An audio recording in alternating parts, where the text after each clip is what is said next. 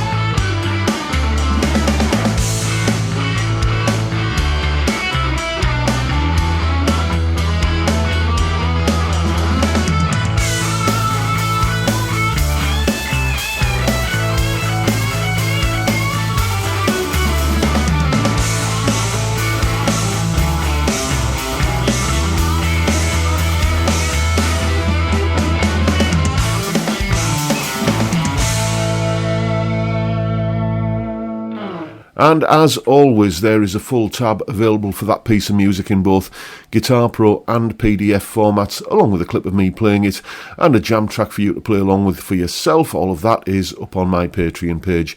There's the address and the link is in the description. $3 or £2.50 a month gets you access to all of these additional resources and bits and pieces that go along with these YouTube videos. A massive heartfelt thank you, as always, to everyone who supports me in that or any of the other ways, all of which are also linked down there in the description. A little bit more housekeeping. I recorded that piece of music using the Marshall DSL-1 combo.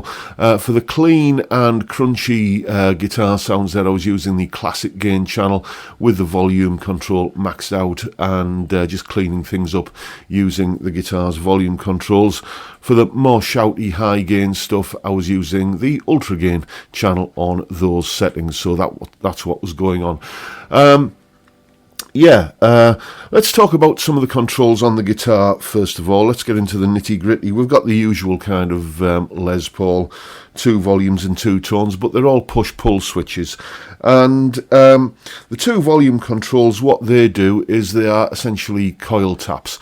That's what Gibson lists them as on the website.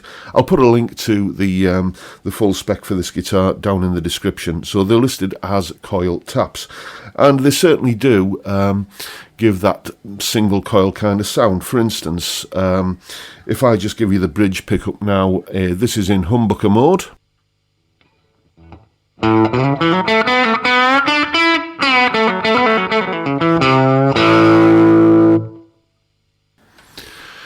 And this is what happens when I go into, let's pull the control up and see what that does to the sound. It does give a bit more of a single coil kind of vibe to it.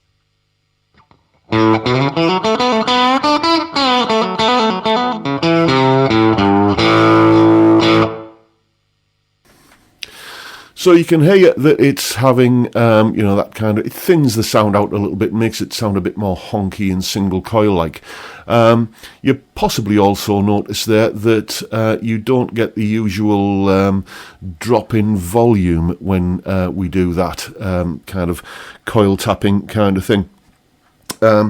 What we've also got here on the neck pickup tone control is, it's instant Peter Green. I was using this for the sort of cleanish lead guitar sounds. Basically, it just kind of puts the guitar, the pickups into like phase reversal.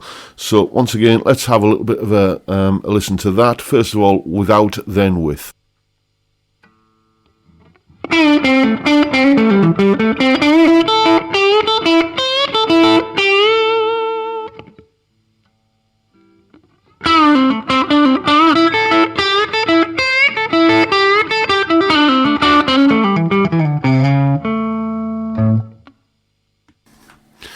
So very definitely captures that sort of out of phase Peter Green, Gary Moore kind of thing going on. And this, the bridge pickup tone control, that gives you, I've seen this referred to in the past as a blower switch. Basically just bypasses everything straight to the bridge humbucker, full throttle. So let's dial in the neck humbucker, Let's split the coil on the neck humbucker. Let's do that and dial it back so you've got a nice clean rhythm sound, maybe a bit like this.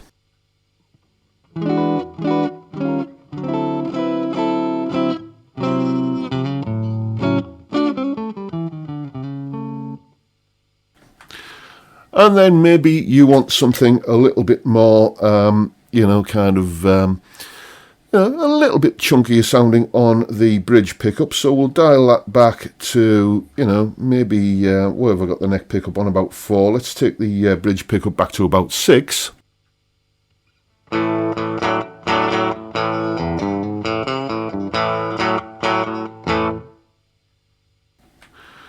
So there we've got like a fairly sort of clean sound going on, and listen what happens when I just pull up on this control here.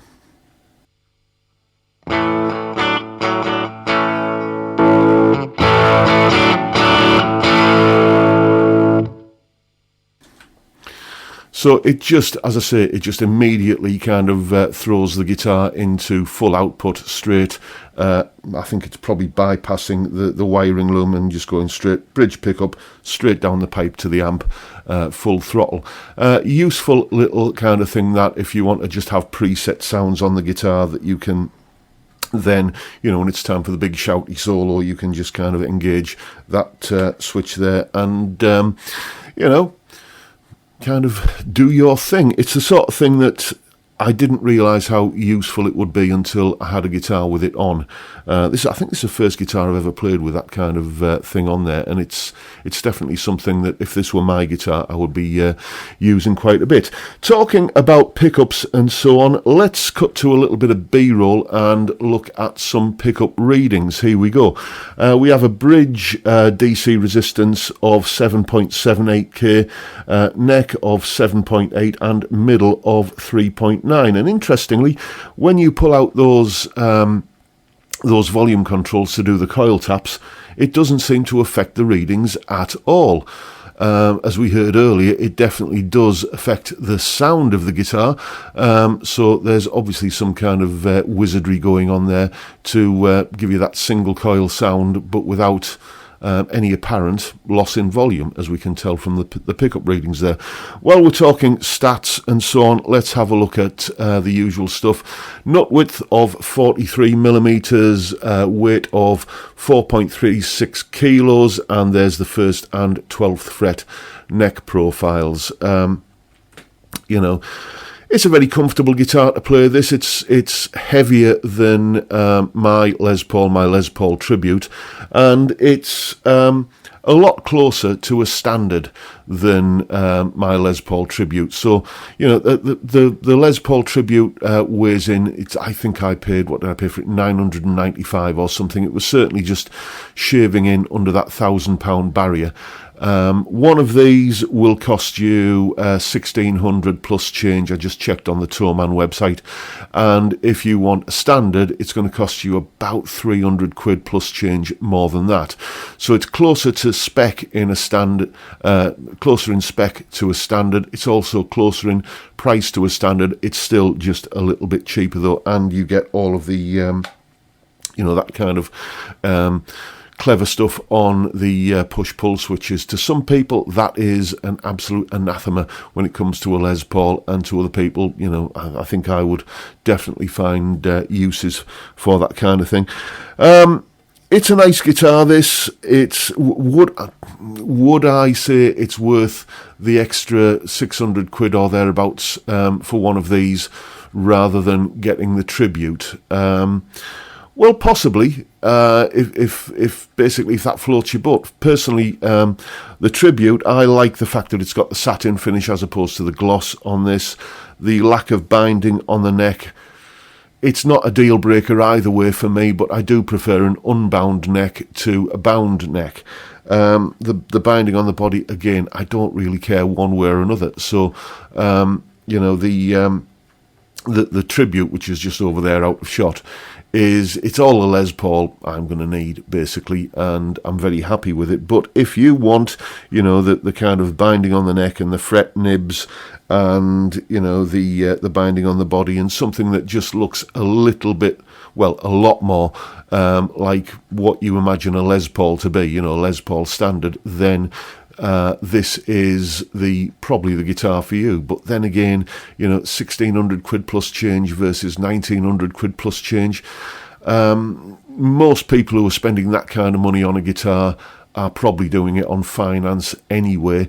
So, you know, it's hard for me to think of a reason why you wouldn't just kind of go for that slightly higher monthly repayment and get the standard, unless, of course, you want all of the clever wizardry on the wiring loom there. So there you go. That is my assessment and quick little review of the Gibson Les Paul Classic. Make of it what you will. I hope you've enjoyed the video and found it informative and useful in some small way, and if that's the case, please hit the subscribe button and the notification bell if you haven't already done so, and why not drop me a like while you're at it. Don't forget, as always, Friday, it's tomorrow, isn't it? By the time this video goes out, 5 p.m. UK time every Friday, we basically have a live stream and just have a beer and a chat about music and guitars and whatever else crops up. It's a great way to kick off the weekend.